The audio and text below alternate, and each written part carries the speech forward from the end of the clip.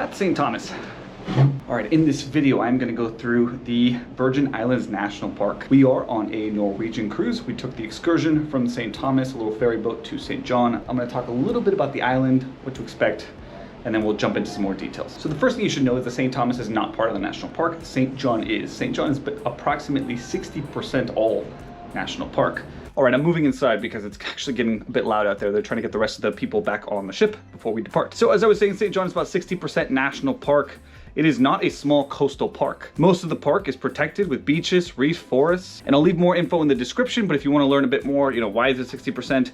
Basically, it was donated by Lawrence Rockefeller in the 1950s to preserve its natural beauty. He asked to buy the land, they said no, and then he basically outsmarted them and started buying it little by little. Now here's some important information if you're planning on going. World-class beaches inside the park. Trunk Bay, often listed as one of the most beautiful beaches in the world, as well as Cinnamon Bay and Honeymoon Beach. There's a lot of great hiking trails there. We didn't get a chance to do them just because with Norwegian, we got here, it was essentially, 15 minutes to get on the ferry, 45-minute ferry ride, 2 hours there, and then the same 45 minute back. So there's your 4-hour excursion there. The one trail that really stood out was Reef Bay Trail. I saw it online, it seemed to have a lot of positive reviews, but it is about 4 miles. So if you have the time and want to hike, consider doing that one. If you are short on time, you can hike Lynn Point Trail. It's also a short one. And if you're planning on being in the water, you can do the underwater trail, which is about 0.2 miles. Really worth it. You can just swim around and snorkel. Now on the island, you can also find historic sugar plantation ruins.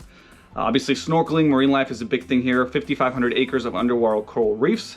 You can spot sea turtles, stingrays, tropical fish, a lot which you'll see in the video because I took a ton of footage swimming around underwater. Now the cruises cannot go there. As I mentioned, the Norwegian cruise ship here lands in the port of St. Thomas, and then you take a ferry to St. John. And for that reason, St. John feels a bit more untouched and natural, which is honestly just makes for a really authentic Caribbean experience. Last minute things, you don't need a passport if you're a US citizen. The national park is obviously protected by the National Park Service, so it's the same system as Zion, Yosemite, etc. Bring reef safe sunscreen, that's a big one. And then cell service can be spotty at St. John. Great here in St. Thomas, but spotty at St. John. And really the last thing I want to end on is when you take the ferry, you got to think about, for those that maybe don't do this as often, 2 quick things you got to know. Don't sit outside in the front of the ferry because those people got soaked for 45 minutes straight. It was unbelievable watching them from the inside.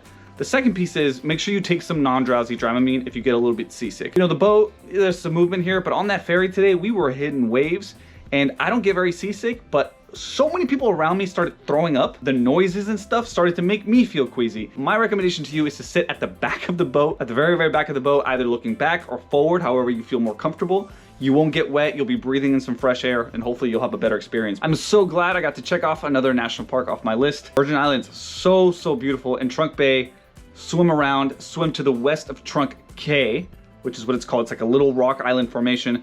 That's where you'll see a lot of beautiful fish. Really, really worth your time. If you have any questions, drop it down below. I'll do my best to answer them. If you're coming on Norwegian, consider that if you're an outdoorsy person, and if you can handle the ferry ride. And outside of that, I'm gonna show a video of just the whole trip underwater with the GoPro, everything. Hope you guys enjoy it. Please subscribe, like, comment, all the good stuff really helps me out. I'll see you next week.